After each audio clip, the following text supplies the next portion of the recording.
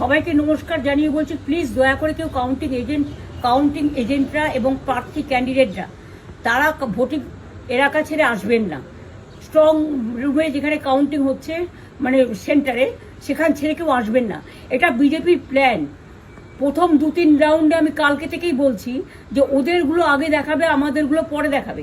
এবং অনেক জায়গায় 2-3 রাউন্ড কাউন্টিং করার পরে প্রায় 100টা জায়গায় কাউন্টিং বন্ধ করে রেখে দিয়েছে।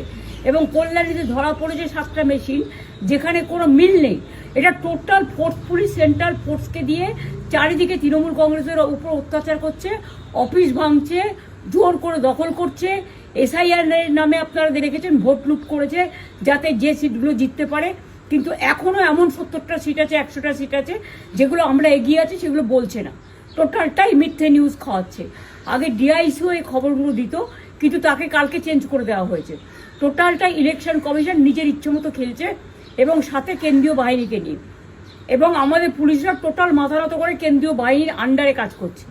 সুতরাং আমি আমাদের কাউন্টিং এজেন্টদের, আমাদের সমস্ত পার্টির কর্মীদের বলবো, অত মন খারাপ করার কারণ নেই। আমি বলেছিলাম সূর্যাস্তের পরে আপনারা জিতবেন। 3 রাউন্ড 4 রাউন্ড কাউন্ট হলেও এটা 14 রাউন্ড থেকে 18 রাউন্ড কাউন্ট হয়, তখন আপনারা জিতবেন। Wait and see, watch.